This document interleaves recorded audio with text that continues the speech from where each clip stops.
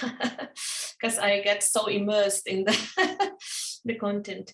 So once again, welcome to our weekly discussions on plurilingualism.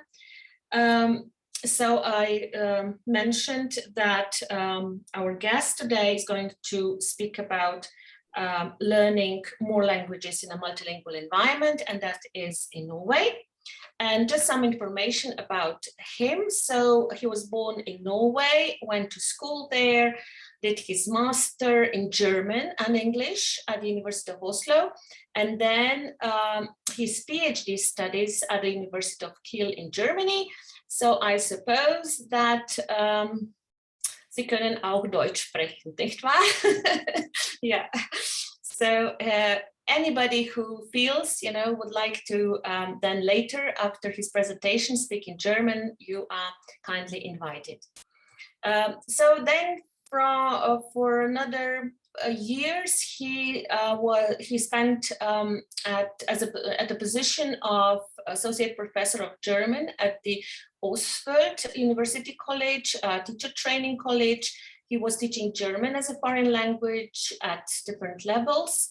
And then he also held various academic leadership positions as a vice dean, dean, member of the university board, and also became a nominating authority for the ECML.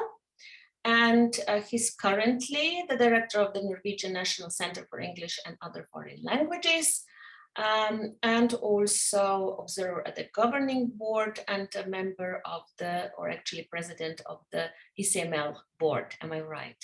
I hope I haven't made too many mistakes, but so as you can see, very, very active person who has done a lot of different activities and different studies in the area of languages.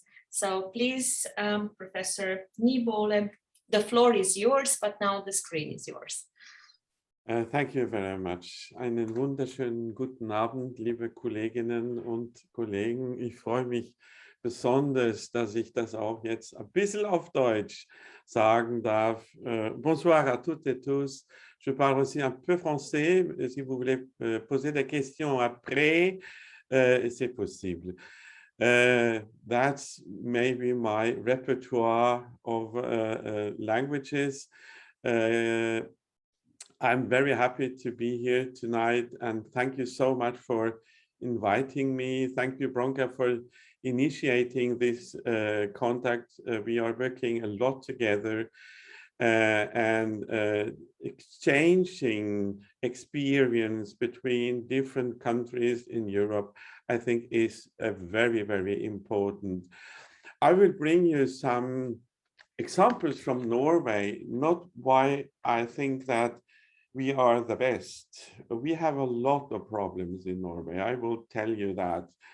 Maybe I shouldn't, but I will tell you also about the problems and the challenges that we have. But we have some things where we think that is quite good, and maybe you will pick up some of these things and develop them further to suit your system. So the title of my talk today is how to encourage pupils and students to learn more languages in a multilingual environment. If I had the answer to that, I think I would be very rich. Because this is one of the biggest questions and challenges in our time. I mean, we have a lot of people speaking different languages. In my society, in my country, we weren't used to have a lot of immigrants or foreigners in our country who would like to go to the cold north, to Norway. So the only contact we had with Europe, as we say, because we don't consider ourselves to be a part of Europe. The only contact we had was to go out, to go overseas, to England, to go to France. We used boat, you know, the Vikings. And we never had people actually coming to our country to visit us. This happened after we found oil in 1970. Suddenly we got rich, very rich. When I grew up, Norway was a poor country. We couldn't have meat as often as we would like to. After the war, we really struggled, and we always looked up to the big brother in the east, to Sweden. Sweden was much richer than we. They had Volvo, they had cars, they had a different high technology, and we were a country of peasants and fishers. So we have actually had a very difficult time trying to adapt to this new area when we suddenly got attractive to foreigners. And one of the first foreigners that came to us actually were from Pakistan. And now we have a lot of, we call them new Norwegians coming to us. Approximately 20% of the population have an immigrant background in Norway. So what I'm trying to say to you is that the multilingual environment in Norway is very, very new. We don't have a lot of expertise. We very often look to Sweden because in Sweden, everything started earlier. They had the Italians coming to Sweden in the 60s, then people from South America getting away from the dictatorships, also from Greece. So they had a lot more of experience than we have. One of the big questions is, of course, your phrase here, languages matter. We hear that and we read that languages matter, but do we really take actions? Do we really make something in order to let languages matter? The European Union, we are not member of the Union, but we are associated members. They said here not long ago, language skills are at the heart of the ambitious vision to create a European education area for studying abroad, international job market, and to discover foreign cultures and to broaden perspectives. And they also have published and agreed upon a recommendation on a comprehensive approach to the teaching and learning of languages 2 years ago. And actually, I was very positive, surprised by this recommendation. But does it actually take us further? It takes us further when it comes to quality, because some of us are used to the old phrase 1 + 2, and we were very eager counting how many languages each person could talk and master. Now we are also at the same time conscious about on what level are we talking about. And of course we have the language of schooling, and then in the recommendation they are talking about one another European language. I think in Europe now, most countries will say that is English. I don't know how it is in your country. In the Scandinavian countries, it is all English. Even in Finland, even I think now in Switzerland, Finland and Switzerland, they have a second foreign language, or as a second national language, sorry. In Finland, Swedish is also a national language, but I think they have changed it now so that the first foreign language is in Finland is English. And the same is the case in Switzerland, where the German-speaking part of Switzerland, they had to learn French before. Now they start with English. So that is, of course, a challenge for Switzerland, because they will then have to speak English together when they are talking with other people from other parts of their country. And then the second foreign language, it says an additional language, and to encourage the acquisition of an additional language, just to encourage. This is not mandatory. Still, it is not mandatory. But it says to interact with a degree of fluency. And I think that is a huge step forward compared to what we used to have, where we didn't have any kind of comment on the quality of the languages. So let's go further on to the Council of Europe. And we know that we are still struggling with the second foreign language, also in the Council of Europe. Sorry, there we are.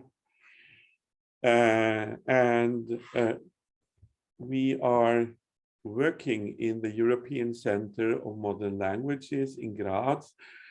We have been working on a recommendation on the importance of plurilingual and intercultural education for democratic culture. I'm very happy that this is happening now, and I'm very optimistic that this will be adopted now in October 2021.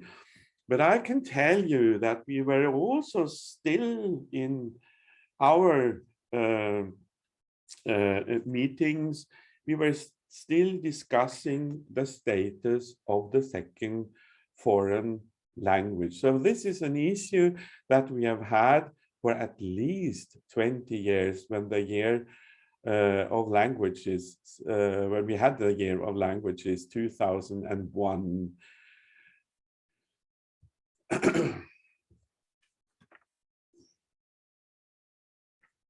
Let's go now to my country to see, sorry, there. We are always a little bit late in Norway. It goes back to 2005. After decenniums of decline in the popularity of the optional second foreign language, Norway decided to let the ECML, the European Centre of Modern Languages, help with a country report concerning language policy. The situation in Norway was very severe. Young people tended to choose other subjects instead of choosing the second foreign language. We didn't have kind of debate on the first foreign language. English was taken for granted.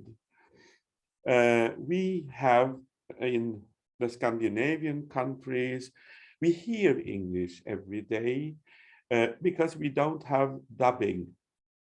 So if you put on the television, also before the computer area started, we could hear English every day. So everybody could see that English is necessary. And I mean, we cannot go far with our Norwegian. We can manage in Denmark and in Sweden, but if we go on further to Germany, we will have to change the language.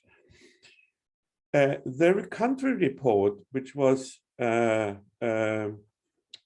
written then, revealed some challenges, and the government decided to start working on a white paper, which was presented to the parliament, and this white paper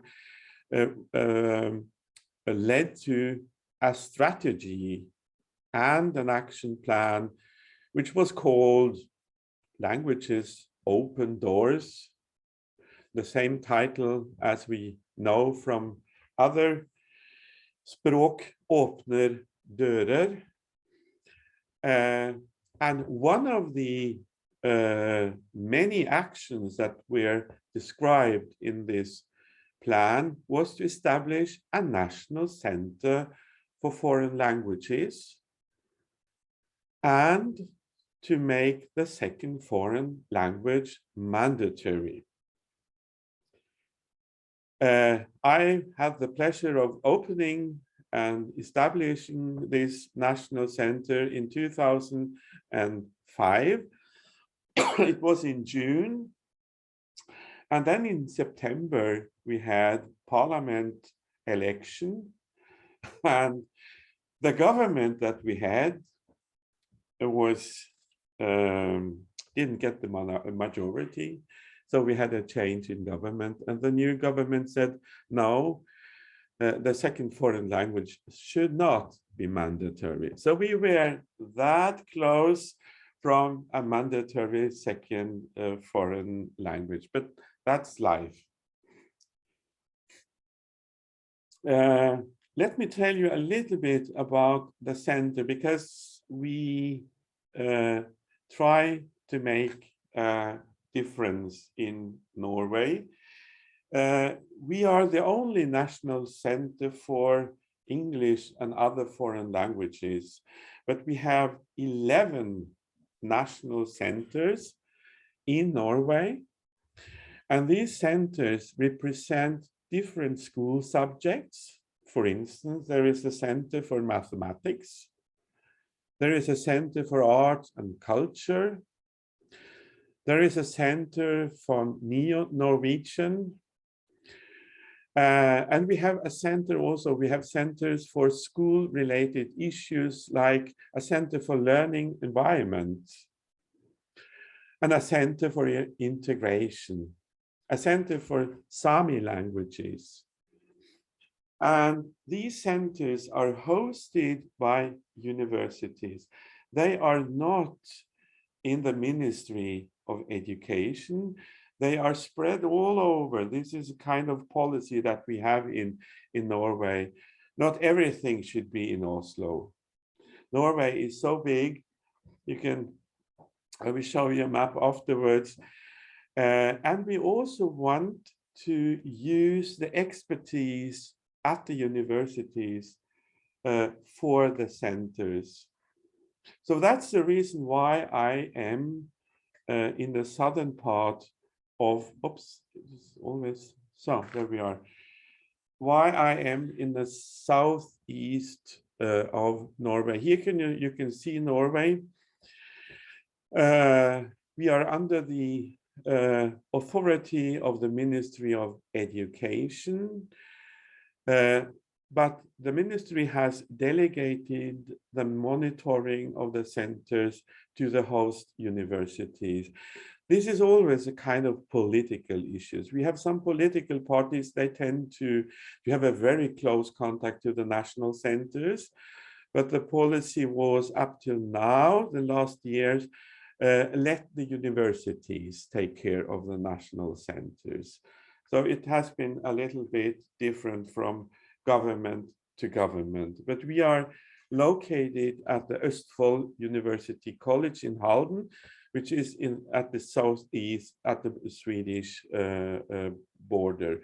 And the other centers are spread all over Norway. But the ministry has given us a kind of mandate,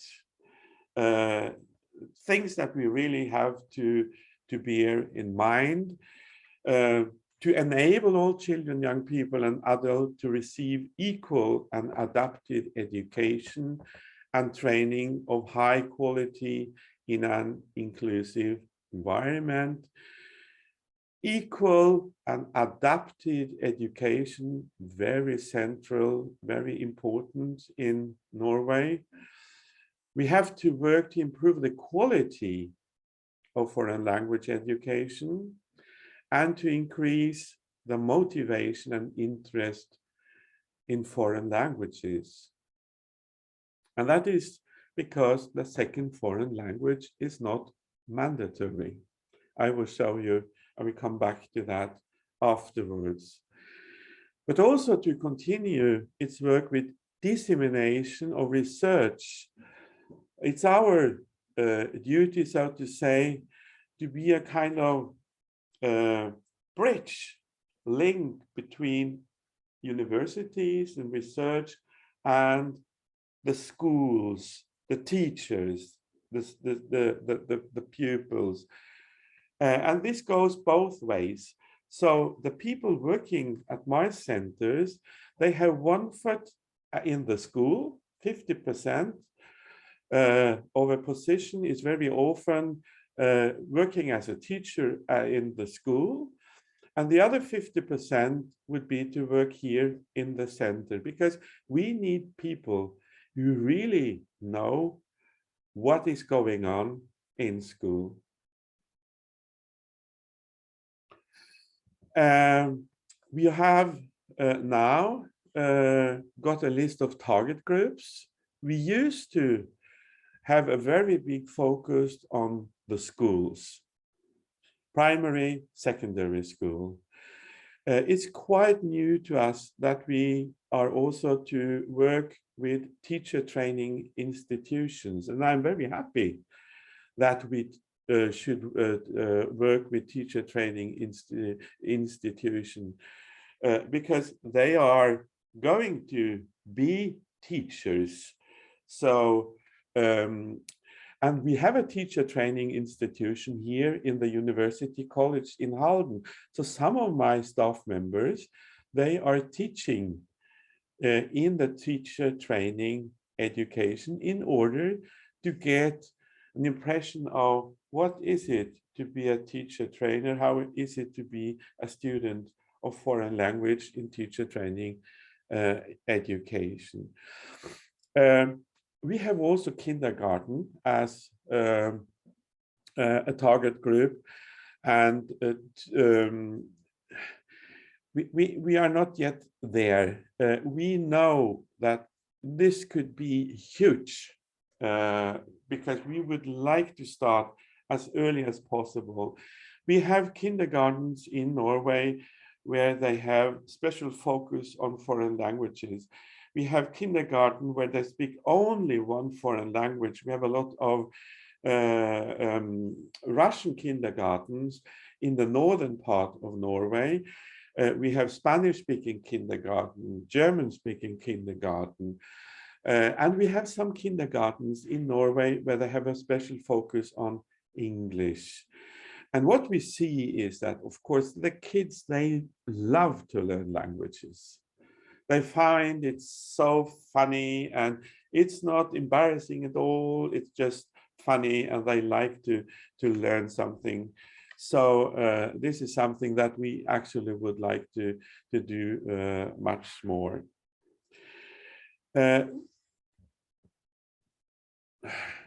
Also, when it comes to building competency in the different educational levels, we are there in order to develop courses for different target groups. And finally, when the ministry asks as we will give our opinion. We would like to be asked more often, but they forget us sometimes. And if they forget us too often, we tend to write a letter to them, telling them that we are very concerned about this and that. And then, yeah, they usually listen to us. And we have a lot of work in international work, also with the ECML and other partners. So that is my center. I mean, I'm doing this because I'm very happy with the idea of a national center for foreign languages. I had a lot of contact with Denmark. I was in a group for advisors trying to find a way and to establish a strategy in Denmark. And one of the things I said, establish a national center and try to get the center to be a kind of bridge between the practical school field and the academia, because they need to have to speak with each other. They have to know what is going on in school and vice versa. So what are we doing? Motivation, very important, and quality. We have to motivate young people to learn more foreign languages. In order to do that, we will have to be certain that the quality is good. What we offer them should be of best quality. So those two, motivation, quality, they are our most important tasks in the system. So very short about the Norwegian system concerning foreign languages. Let me just explain why we don't say foreign languages. We say English and other foreign languages. This is due to the fact that the level of English, the input of English is so different from the level of German, French, Spanish. We don't hear German every day in television, in computer, on the internet, but we hear and we read English every day. So we talk about English. English is also a foreign language. Some Norwegians tend to think that English is not a foreign language, it's a second language, and maybe for some English is a second language, but for many, many students, English is still a foreign language. It's not that easy.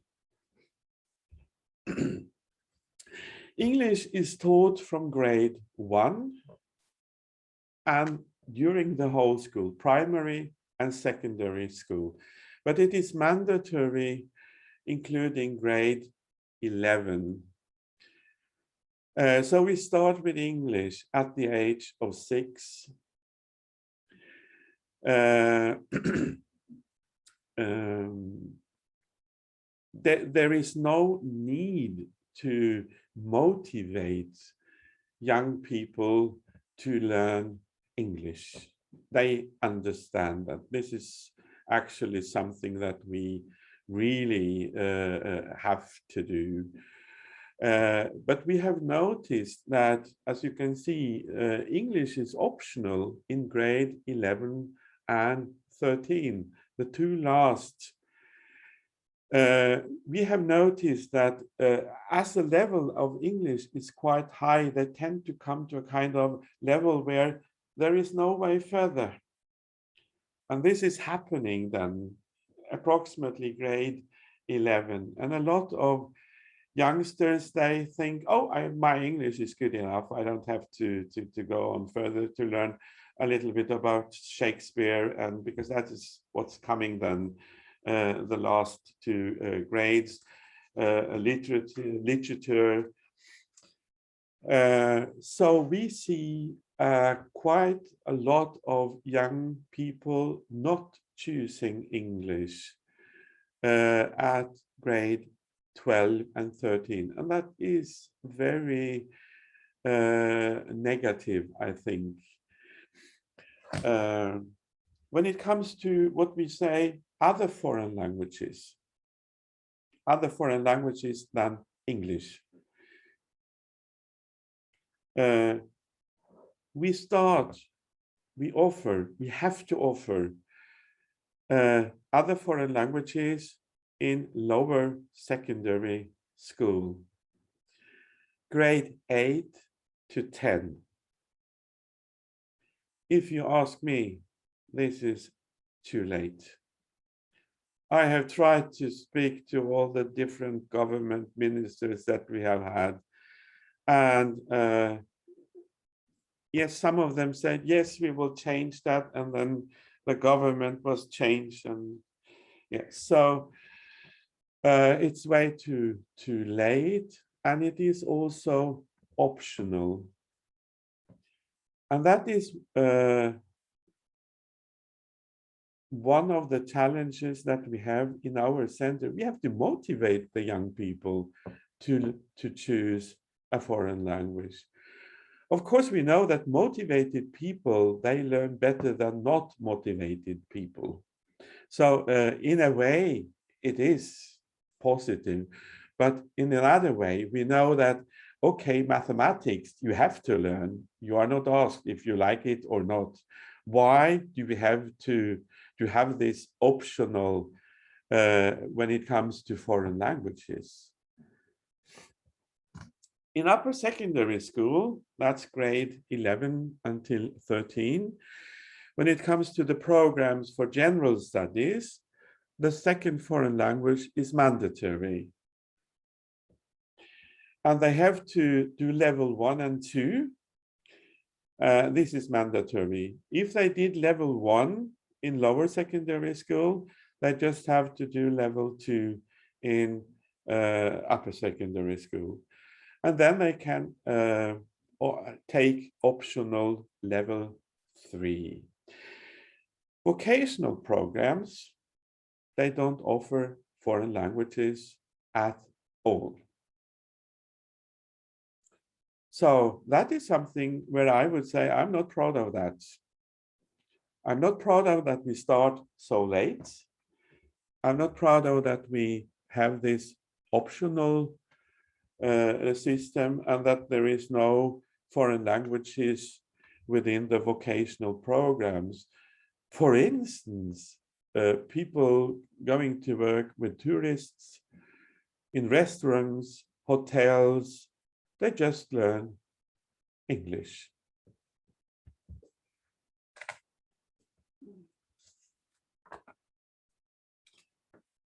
So, yes, as I told you, we really have to motivate the young people, and motivation starts with information. We have to inform them. We have to tell them why and what's in it for you. If you take German, for instance, you will be able to do this, this, and this. You have this chances when it comes to work. If you take Russian, so we have made brochures, a lot of brochures with all the different languages which are offered in our schools in order to present the languages to these young people, because it's the first choice in school. Up to then, they have to take everything because everything is mandatory. And then suddenly they are sitting there with the age of 12, 13, and they tell them, so now it's up to you. You can choose. Would you like to have a foreign language, or do you like to learn more about work life, or do you want to learn more mathematics? And of course, it's our duty then to motivate them to learn foreign languages. And as I told you, in addition, we have to do something about the quality of teaching and learning. My center, we develop digital online materials. We used to have everything only in Norwegian, but now we are going international, as we say. We will also now try to present digital online materials in the target language. That is to say, if there is something for Spanish, there will be also an explanation in Spanish. And I will be happy to send you links later on. Maybe you will find something which you could use also in your classroom later on when we have finished this translation. We also have in-service training with teachers and my staff members. We are able to give service, to be responsible for English, Spanish, German, French, Russian, and Chinese. Those are our languages when it comes to digital and in-service training. Yes, I will now grab a cup of coffee and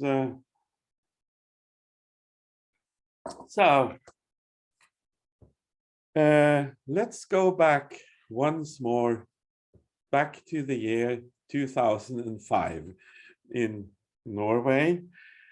I told you about the strategy plan, but we had also another new thing which was presented in 2005, a new curriculum.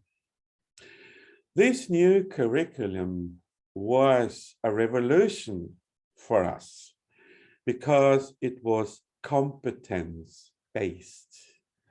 We were used to having content-based curricula where it was stated that we have to learn all the presidents of the United States when we did English, and we have to learn so and so many poems by Shakespeare and so forth. And now suddenly we had a complete different kind of description, the competence-based curriculum. We then got different curricula for English, because English is from the first grade until the 11th grade mandatory, and then we have 2 years when it was optional. We had to create different curricula for English, because, as I told you, English, as we say in Norway, is in a way taught for free. When we ask young people, where did you learn your English? They won't say in school. No, they will say in the television, on the computer, in the internet. So that's the reason why some tend to consider English to be a kind of second language. When it comes to the other foreign languages, the situation is quite different. But although we have a lot of other foreign languages, we decided to have only one curriculum for all these foreign languages. So that's what I call OFL. That could be Spanish, that could be German, that could be French. And they are introduced in grade 8, as I told you, as an optional subject. At the moment, we can say that 3 out of 4 students will actually choose a foreign language. And we are very proud that we have managed to keep that figure quite high. But now we see a clear tendency. It is declining. And as I told you, they need 2 courses of other foreign languages when they get into upper secondary school, if they are going to apply for higher education. Yesterday, we had a big conference on the European Day of Languages. And one of the issues that we were discussing was that we have now a very strong desire from the government that more students should go out to exchange with foreign languages, taking part of Erasmus Plus exchange. And after Brexit, the situation has changed quite significantly because Ireland cannot take them all. Neither can Malta. So we have to send our students to France, to Germany, to Spain. And of course, if they are going to take regular courses at these countries, they will need a certain level of competence. And I have tried to find out, and I think I've found kind of a tendency. Most university will ask for the B level, B2. In Germany, even C1. But now we have had a link between our Norwegian curriculum with the levels, the Norwegian levels, and the European framework of reference. And we have discovered that with level 2, which is the normal level, before they leave upper secondary school, they have only got the European level A2. So this is way, it's not at all what they would need. So this is a huge challenge for us. Of course, we have the explanation. We start too late. We start too late. So we have to find a new system. But first of all, we have to get the new government. We just had the election now a week ago. So we will see what kind of government we will have. One curriculum for all other foreign languages. This is a curse and it is a blessing. It is, of course, a curse because the languages are very different. I mean, we can say that, okay, we have West European languages like Spanish, German, French, Italian, Portuguese. We can see that we have similarities and we use the same alphabet. And so there it is quite easy to have one curriculum when it is competence-based. But what about Russian? When we have the Russian alphabet, they use at least one semester learning to read the alphabets. Or even worse, Chinese or Japanese. So this is, of course, a challenge that we have. How did we solve that? Yes, we tried to invite the teachers, the different teachers. We invited, for instance, the teachers of Chinese in Norway to a conference. And we asked them to discuss what kind of criteria we need in order to have a common kind of evaluation of the competence of the students. And it was very strange because many of the Chinese teachers, they came from China. So they were used to having a kind of order from above. And they looked at me and said, you should tell me what kind of criteria we need. They said, I don't speak Chinese.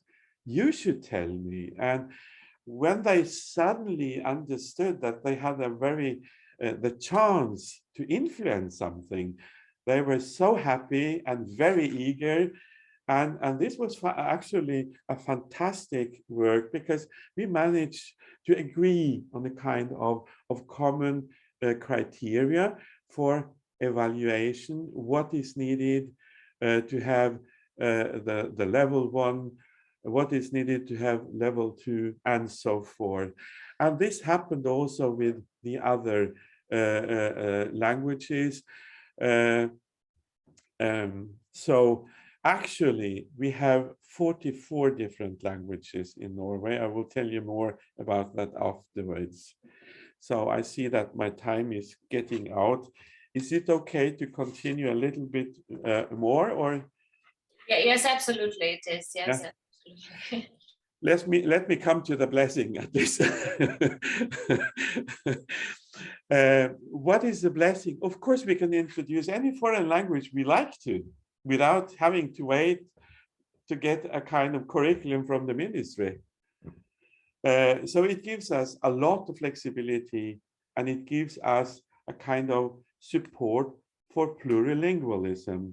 And I give you one example. The Confederation of Norwegian Enterprise, they revealed some years ago a demand for competence in Portuguese due to the fact that we had a lot of interest in Brazil concerning gas and oil activities. And they said to us, why don't we have a school who will teach Portuguese? And I said, okay, let's try. And I asked, put some note in our newsletter, and suddenly we had a school, and they have done Portuguese ever after. So this is possible if you have a teacher and you have some kind of materials.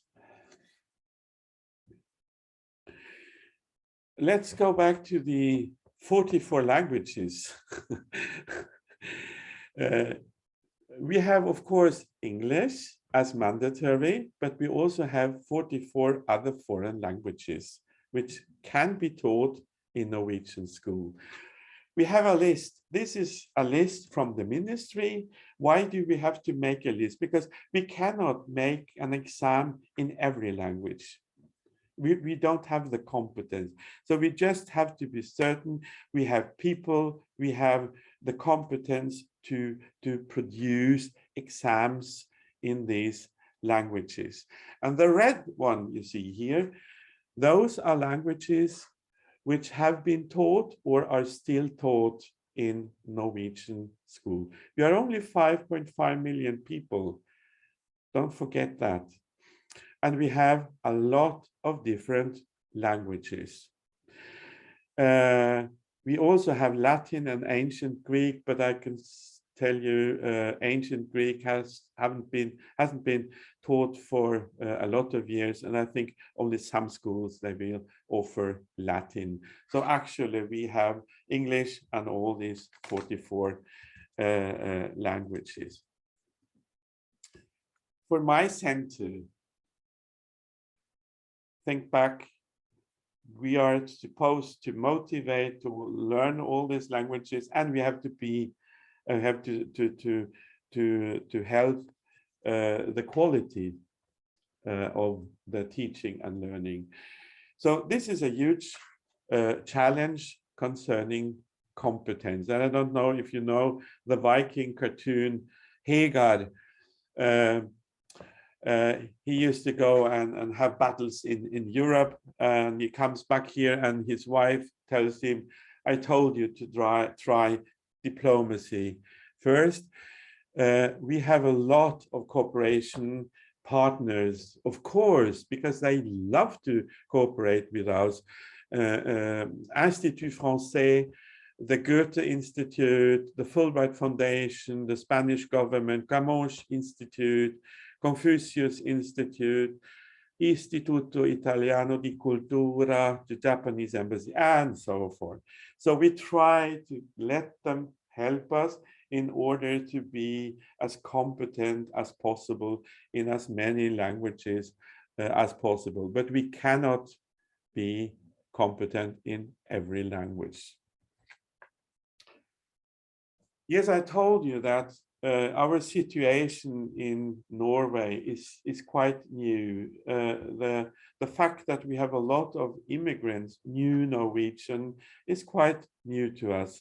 50% of the Norwegian population are immigrants, that is to say, they are born outside Norway, and nearly 4% are born in Norway with immigrant parents. Where do they come from?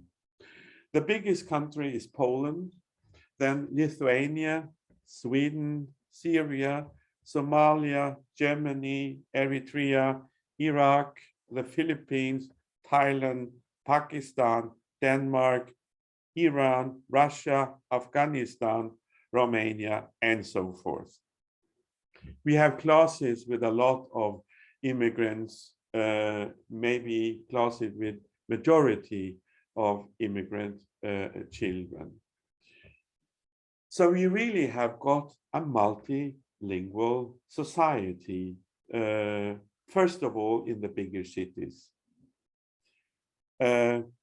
We hear that plurilingualism is an asset. Mastering different language has an added value, and it is not a curse, as many interpret the Genesis 11 and with the Tower of Babel. So we need to find a way to value foreign languages and foreign language skills, also languages not taught in school. And we need to find a way to describe and evaluate competencies in languages not taught in school, and to document these competencies in the school diplomas. That is one of the challenges that we have. Now I will tell you about how we did that in Norway. We have to try to show the people that we value their language skills, and that we also, because the people who have these language skills are very often people coming to us asking for help. They are the so-called immigrants. So we have now a system that, as an immigrant, you have, of course, your home language, your language of heritage, be it Polish, be it Arabic, be it languages that we didn't know about only some years ago, Tigrinya. You can actually, when you go to upper secondary school, pass an exam. It is written and it is oral. It is the same exam as if you had been in school. But the philosophy behind it is that you don't need that, because if you speak the language at home, your level of proficiency will be so high that you will most probably be able to pass the exam, because there is no control of the content. It is only the competence which counts. And this exam is called privatistexamen. It has to do with this old Latin thing, privatissimum, in the old times, where only some students were together with the professor. That is to say, there is no instruction in school. The instruction will have to be given at home. And this is then what happens with all these 44 different languages. So you can either, when you go into upper secondary education, you can replace the traditional foreign language exam. Many students do if they are newcomers to Norway, because they have to learn Norwegian. They have to learn Norwegian, and they have to learn English. So if we will have to tell them, and you have to learn German on top of it, maybe it's one too much. And then instead of that, they could present themselves for this exam, and this will be part of the diploma. It says foreign language, as any foreign language, and the language is written, the language that they have chosen. Some of these students, they can pass on to level 3 at once because they are so fluent in the language that there is no problem. They can also take their language of heritage as an additional optional subject, the 4th foreign language. And many do, because they have learned to learn languages. And they will get extra points if they have this additional subject when they ask for to study at a university. So I'll give you the top 12 of the privatist examen. You can see here the year before and then the newest year 2021. The most popular language at the time being is Arabic. Then Somali, Urdu, Polish, Tigrinya, Turkish, Persian, Dari, Albanian, Vietnamese, Lithuanian, Thai. And you can see from the figures at the right that they are getting, they are increasing. So this exam is getting more and more popular.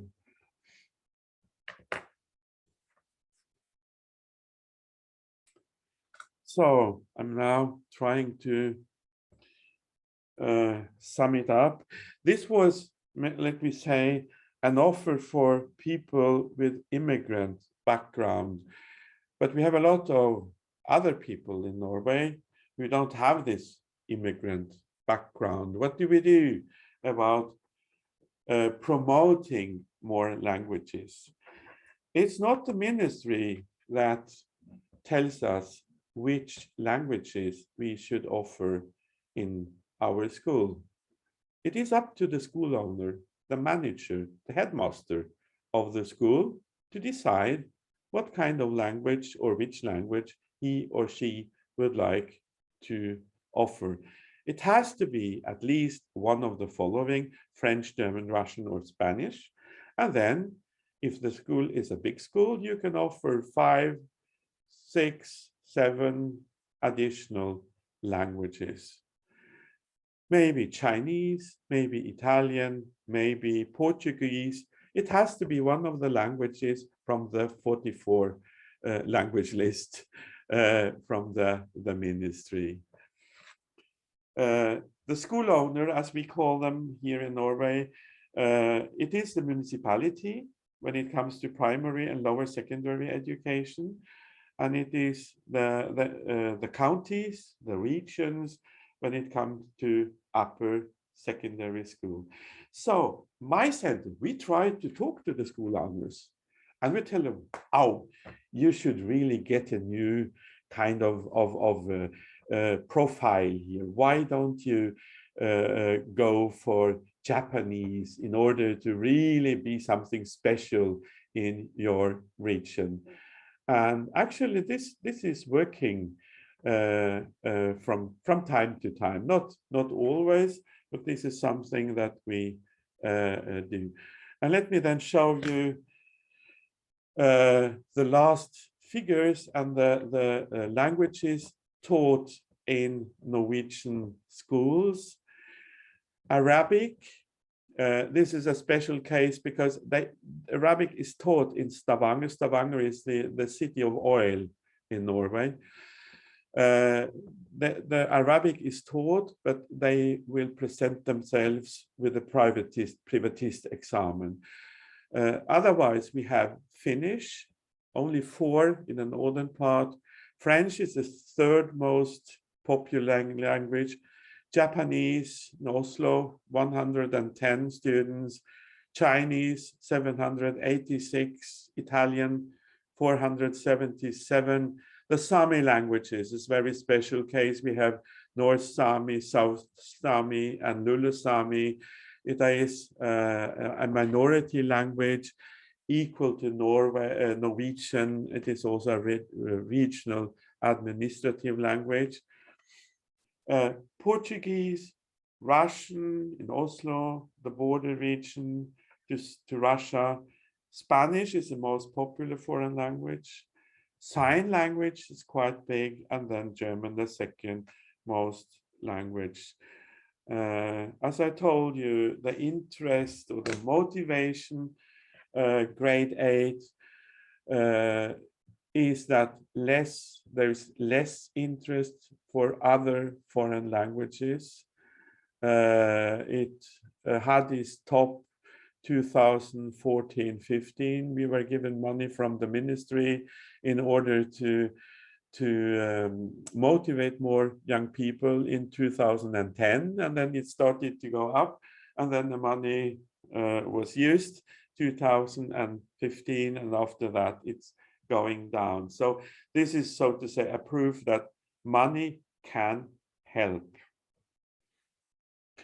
And the 3 most popular languages in Norway, it used to be German only some years ago, but now it's Spanish. We don't really know why. We don't have a lot of contact with Spain. Maybe we are going on holiday to Spain. Maybe that's the reason. Or, I mean, globalization.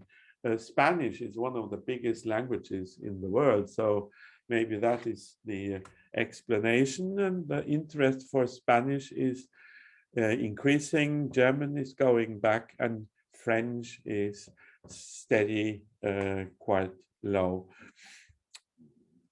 As I told you, we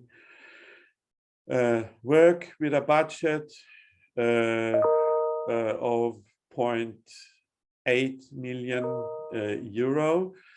We are 11 staff members covering English, Spanish, German, French, Russian, and Chinese. And some of our staff members are even able to speak languages I didn't know only some time ago. So thank you so much for your interest and for your the invitation. I hope I've been able to give you a little bit from our system. Please ask questions. I will try to answer them. I'm sorry about the time. I thought I actually had a lot of time, and then I start talking, and you see, we love the word philologos. So now it's up to you. Please ask questions. Yeah, thank you very much, Professor Nybole, and hvala za vašo pozornost. So that was the right translation, absolutely correct in Slovenian. So thank you also for the Slovene that you used. And now I would like to invite my colleagues who were present here, so to ask questions or just to give some comments on what Professor Nybole said. So please, yeah, do comment or ask questions. Okay, Bronka, off you go. Yes, just to ice break the and start the discussion. Wow, thank you very much, Steinar. I mean,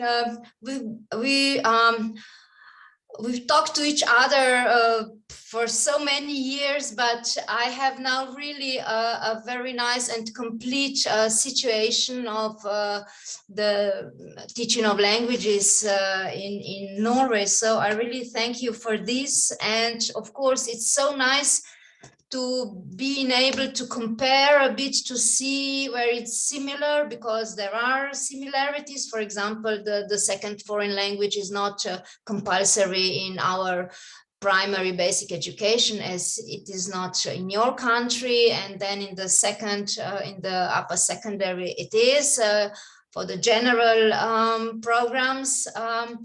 But what I'm really interested, because yesterday when I had this speech, I said that one of the challenges for the Slovenian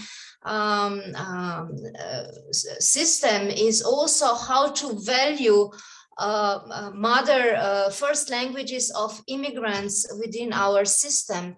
And I was really interested to see how this one curriculum for all languages works in Norway. So it's so easy to add languages, and even for languages that are really not very, often used, it is so easy. So, but nevertheless, you said you have one curriculum for all languages. So what is needed is just to have a teacher and some books, and then the language can be taught. So I would like to ask you, what is then the condition, for a person to become a teacher? Because in Slovenia, it is very difficult. You have to pass a very strict national professional exam to enter the school. So is it different in your country? This is a question that the ministry has solved in the following way. It has delegated the control of the teacher quality to the school owners. It's up to the school owners to see to it that the teacher has an adequate competence. This is, of course, something that can be discussed.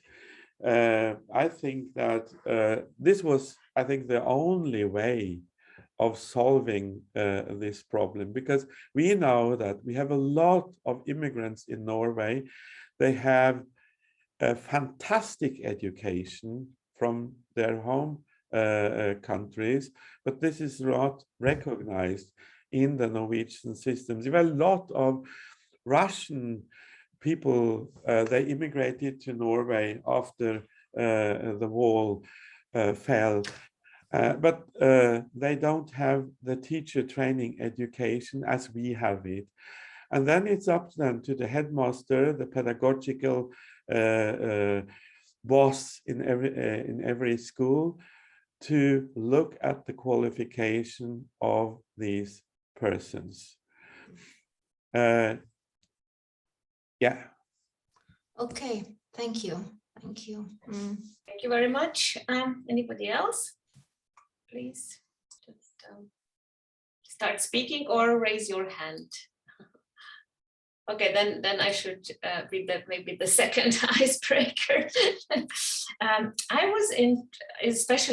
am especially interested in how you actually manage to administer the central given exams, which are called, I think, Privatis examen, for languages that actually are not taught at schools, but you can still prove that, prove your proficiency. Do you design them? You said that you design them centrally, but so how does this really work? Do children have to go somewhere? Are they computer-based? So if you can maybe tell us something more about this. We are in the process of digitalizing the exams in Norway now. There is a huge debate on how these new exams will be. We are mixing oral proficiency, written proficiency, and you can imagine that some teachers are very skeptical to these things. We just had a discussion yesterday, but in many cases the students had to go to Oslo or to a central town in order to pass the exams, and this is not very good. So that's the reason also why we are trying now to give them another possibility with the new exams. There is always a committee of professors, language expertise, who will take care of the exam, what kind of questions they will have. Some of my people, staff members, they are member of these groups. There's one group for Chinese, for instance, one group for Russian, one group for French, and they try to look at the different exams because they should be in a way similar. We had in the beginning the problem that the German exam was much more difficult, and the Spanish was a little bit vamos a la playa, let's go to the beach. The German had, can you discuss the policy of Angela Merkel? And this was something that we learned, that we really had to be very clear, trying to have the same level of these exams. So we had problems in the beginning, yes. I have been wondering, so for example, if let's imagine, if I moved to Norway, would I be, I mean, okay, and imagine I'm, I don't know, 12 years old, would I be able to take this exam in Slovene? So to show that, that I can also, use and speak Slovenian, and this would be then included in my certificate. Yeah, the problem is that Slovene is not on the list. So no, at the time being, but the list is getting bigger every year. So this is always a kind of, if there is a demand for Slovene, then we will maybe make it. But at the time being, I think Hungarian was one of the last languages that were added to this list. It's a huge theater every year to make all these 44 different language exams. I know that from the colleagues in Oslo. When do children, I mean, when do they take them? Is it once a year, many times a year? Or? I think it's once a year, or even twice a year. I'm not certain, but bear in mind, this is only possible for the time being in upper secondary school, and we would like to have it also in the prime or lower secondary. Yeah. Because the problem is the same when you come as young a kid to Norway. You should have this same possibility as you have in upper secondary school. I think the system is very good. It is a kind of showing our new citizens that we appreciate your language competence. We never know what kind of competence, language competence, we will need in future. We have had people who did Urdu years ago. They are going now to Pakistan as reporters because they have the language. Yes, languages matter. I think so. I absolutely agree with everything what you said, and these are our mottos in this Languages Matter project.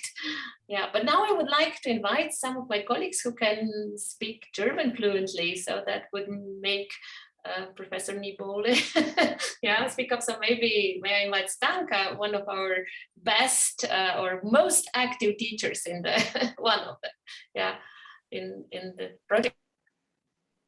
Ja, hallo, von meiner Seite her. Danke für die allen Informationen. Mich würde aber interessieren, wie viele Unterrichtsstunden pro Woche wird Englisch angeboten als erste Fremdsprache und wie viele Unterrichtsstunden pro Woche bekommen dann die anderen Fremdsprachen. In Slowenien ist nämlich so, dass wir fangen in der ersten Klasse an mit 2 Stunden. Dazwischen kommen wir auf 3 bzw. 4 Stunden pro Woche und die Grundschule endet mit 3 Stunden pro Woche mit der ersten Fremdsprache und die zweite Fremdsprache wird immer nur mit 2 Stunden pro Woche angeboten. Wie sieht das in Norwegen aus? Ungefähr gleich. Wir fangen auch an mit 2 Stunden pro Woche für Englisch und dann 3 Stunden in der Primarschule. Wir haben in Bezug auf die zweite Fremdsprache nur 2 Stunden pro Woche in der 8. Klasse, dann 3 Stunden in der 10. Klasse. Und wir haben den Eindruck, dass das auch zu wenig ist. Es gibt nämlich Schulen, die dann, ich meine, es ist ja irgendwie ein Wahlfach. Man kann es ja abwählen. Und was tut man mit Wahlfächern? Die sind immer so ganz am Ende, am Freitagnachmittag. Ja, dann machen wir Deutsch 2 Stunden auf einmal, dann haben wir das abgehakt. Nicht wahr?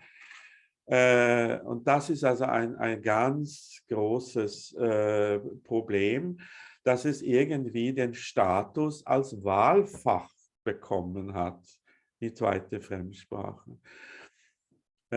Und auch für die Rekrutierung für Fremdsprachenlehrer. Wer möchte sozusagen in einer Schule tätig sein, wo man von Jahr zu Jahr bangen muss, habe ich nun Studenten, Schüler im nächsten Jahr oder habe ich keine? Ja, also das ist, und dann haben wir so einen Teufelskreis. Very similar in Slovenia or the Ja. same, Stanka, huh? Ganz gleich. Ja. So thank you very much. Ja, vielen Dank. So there is one more question I would also like to ask. You know, about you talked about some leaflets or brochures that you design, so to motivate other students, so to motivate students to learn second foreign languages. Sorry. Yeah. Okay. Are these okay? No, I can you see it? No. No, because of the picture behind, but that's okay. Now we can. Yeah. Are they also in a digital form that we can maybe, you know? Yes, you can. They can of course be downloaded. But of course, they are in Norwegian because we are addressing young people who don't speak the languages. Of course. Yes. But I mean, if you want to have an idea how we do this, you can. I can send you the links to this. That would be very nice. Yeah. And we also have to inform the students about the consequences if they don't choose a foreign language and they want to pass on to higher education. They will have a problem. They will have a challenge when they get to upper secondary school. So this is also something that we, of course, do. Okay, thank you. There is also a question by Jana Ster who says, I have a question regarding the sign language. Is it taught as a second foreign language at school if the school has a sign language teacher? Yeah, sign language is considered as a foreign language in the system. It is one of the foreign languages and can replace a foreign language. But the sign language has actually a curriculum of its own because this is not feasible with the curriculum that we have. So that is an exception. Thank you for the question. Okay, thank you very much for the answer. So anybody else would like to comment, please speak up. Maybe some, I don't know, our experience that may be interested for Norway, I would like now to invite Nastia, who has been, that's my colleague from the border, actually with Italy. She's placed in a vocational school, and maybe she can share some very good experiences of how they I would say involve, so not just the first foreign language, English, in their study programs, but also second foreign language, which is Italian, and also one of the neighboring languages. So Nastia, I think that your experiences would be profitable for Norway. Yeah, I really, thank you, Carmen. I really appreciate your, how to say, way you said you, because of your, how to say, you have gas and oil, so you have introduced Portuguese, no, due to the Norwegian gas and the oil activities in Brazil. And I really like your new curricula, as you said, flexibility that supports plurilingualism in your country. So we are, how to say, just a school on the border with Italy, near we are in the city of Nova Gorica. Maybe you have we are near Udine or Venice. Venice is just 120 kilometers from the border.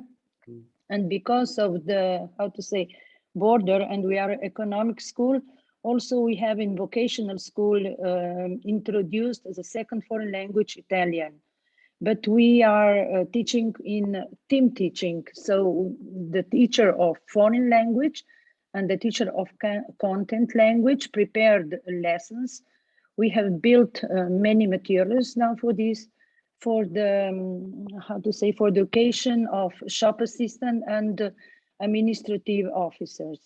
So now we are doing this from 2010. This we have in 3 years vocational training classes, and the other CLIL classes we have in 4 year, maybe I could say what, upper secondary school of economics, that we have Italian and English CLIL team teaching. Just how to say, it is mostly based on competencies. We introduce how to say, content from various economic subjects, and we deal with how to say, with things that actually are new in the world, in the business, what's now happening in the world. For example, now, for example, we're talking in the 4th grade about the work, and just we have seen what's happening from April up to now in USA about this common resign. No, maybe you have heard that 4 million people resign, and in America now there are nearly 10 million new jobs position. So we always introduce what is new in the world, what is happening, and with this we try to make students more active during the classes, and also we try how to that are more motivated, and then they start alone searching in foreign languages what is happening outside Slovenia. No, this is just how to say. My English isn't how to say. I'm not an English teacher. I'm a content teacher of economics, and we have now nearly 6 team teachers in our school, and these lessons are timetabled. So we actually do every class, every student has the opportunity to have a part in these classes. Thank you very much, Nastia. Thank you. Thank you. And I think it's very interesting. And then this is something that we would like to develop further also in Norway, vocational training together with foreign languages. One of the challenges that we have is that we have 2 small groups for different languages. We may have, for instance, Italian. We may have in one region maybe 5 students who would like to learn Italian in upper secondary school. And of course, the headmaster will say this is not feasible, because we have to have at least 20 students in order to have a kind of economy. And we are actually now trying out more and more also internet teaching for these languages, especially also for level 3. We don't have many students choosing level 3 concerning foreign languages. So there is always a debate in the different schools. Will we have level 3 in French next year, or is it enough students? And then we have asked the schools to try to think over the border, out of the box, try to get together and maybe offer Italian together. 3, 4, 5 schools, maybe one region could go together. And this has been a huge success because I mean, the young people, they are so intelligent when it comes to the new media. So this is not a problem for them. We have a blended solution. Some of the instruction is on the internet, and some is more in the classroom. And by doing so, this is possible to offer. Because Norway is a huge country, that is our problem. When we turn Norway around, the distances, it goes to Sicily. Maybe you can try teaching and learning Italian together with Nastya's school. You know, that would be even more motivating, because then they can travel to, you know, to Slovenia and Venice. And Venice is, you know, a place that everybody would like to go to. But I hope we also have very, very nice places in Slovenia that we can motivate students to come to. Welcome, huh? You're welcome, really. Thank you. We have a cooperation with a school in Ljubljana concerning storyline, actually. Yes, we have. Yeah, I mean, storyline is something that my colleague has done research on. So yeah, it is a huge thing, because we have this transversal philosophy, which is very popular now in Norway, to think outside the box, as we say, mastering your life, the environment, all these things that are so important, democracy, and how subject teachers and language teachers can come together. And storyline is then one possible method of doing these things. And it comes close to, I think, eco-linguistics now, that has been kind of has started to develop, or it's been evolving for some time. Okay, thank you. So anybody would like to add anything? Jana says, thank you for the answer. And then she also says, how long or since when has sign language had this status as a second foreign language? I suppose since 2005, but I really have to check with my but a long time, right? We have 2 universities who do sign languages, at the University of Oslo Met University and University of Trondheim, and there are the specialists. I know that we have a lot of cooperation with the ECML in Graz concerning sign language, but we don't have competence in sign language at my center, unfortunately. So that's the reason why I'm a little bit uncertain. But I could check it if you also would like. Have a study program, so here at the faculty. And because we train speech pathologists and actually people who need to master sign languages. And I think there is also not enough cooperation within Slovenia, you know, with teachers who can at least get some knowledge about the sign language.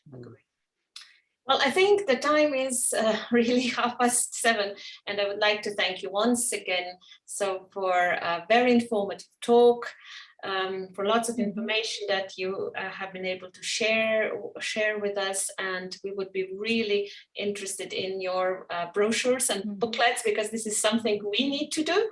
and especially also on Privatis examen. So if you're interested in some Erasmus Plus projects, we can also, get together and maybe apply for something together, because we really share lots, especially, this optional second foreign language is the same here. So with one government, it becomes mandatory. Then the next government comes, it's optional again. So really sounds so familiar, right? I think my colleagues can just nod. Yeah. And so whenever interested, we are able, and I think also willing, to cooperate with you. So I don't know, think about it.